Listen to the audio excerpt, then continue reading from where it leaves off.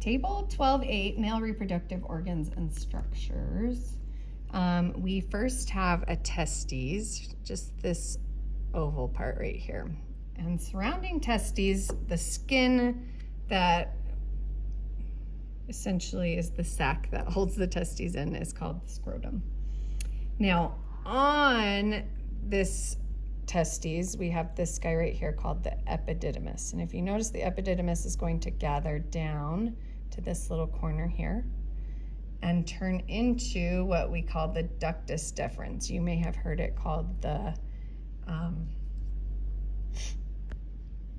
vas deferens, but we're trying to avoid names, and so ductus deferens is the preferred name.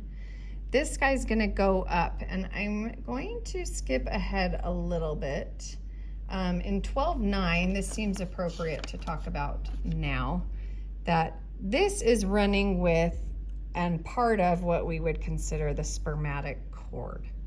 So the spermatic cord has the ductus deferens and it has testicular artery and vein, reminding you that you probably have called those gonadal arteries and veins, but because this is a male, we're more specifically calling these testicular arteries and veins.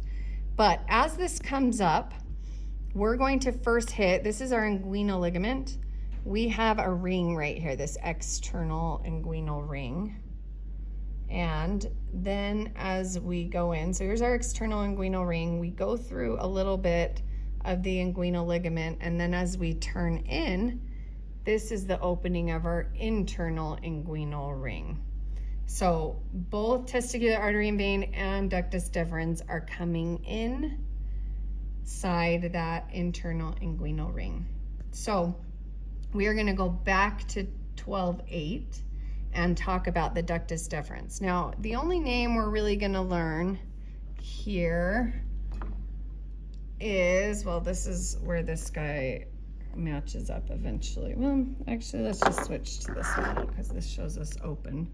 So that ductus deferens is coming from spermatic cord, external inguinal ring to internal inguinal ring, and behind the bladder.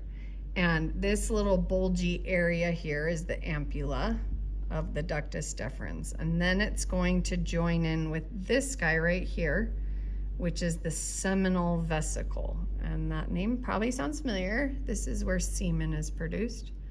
So ductus deferens, seminal vesicle join together through the prostate gland. This is our prostate gland. And this little slit should go all the way through here, but this would be considered the ejaculatory duct. I'm gonna come show you on this model because it does show you a little more distinctly here. So this was part of that seminal vesicle, but when it goes through and joins with ductus deferens, it should go all the way through the prostate gland right there as the ejaculatory duct. Then we have one more part here. I want to just go through the whole flow, but I guess I better teach you some things. So do you remember we had this urogenital diaphragm, and that was the external urethral sphincter. Now, right within that should be this guy, which is the bulbourethral gland. He reminds me of those little snot bulbs that you get at the hospital when you go home with a newborn that squishes, like it sucks all the snot and boogers out of babies. That's what that looks like to me. So there's your bulbourethral gland. And then of course the male urethra, which we know has different components. So moving on to the next little box, we're gonna talk about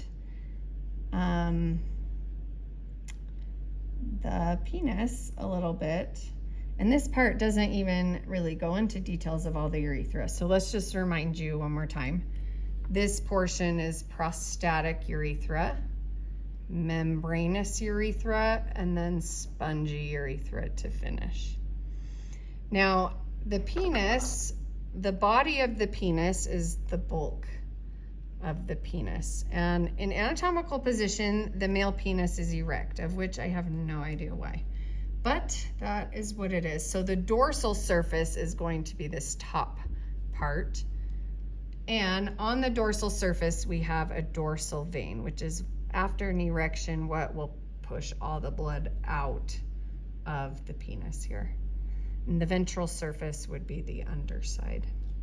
Now, a lot of these terms are similar to female as they are to male. So we have glans penis, just like we had glans clitoris. We have a body of the penis here, just like we had a body of the clitoris. And covering the glands, we have a prepuce layer, which is that foreskin layer. We'll probably have to do a body donor video, but sometimes we have that layer and sometimes we don't. I don't know in this lab that we have a model that has it, but I know Redwood campus has a model that has the prepuce layer.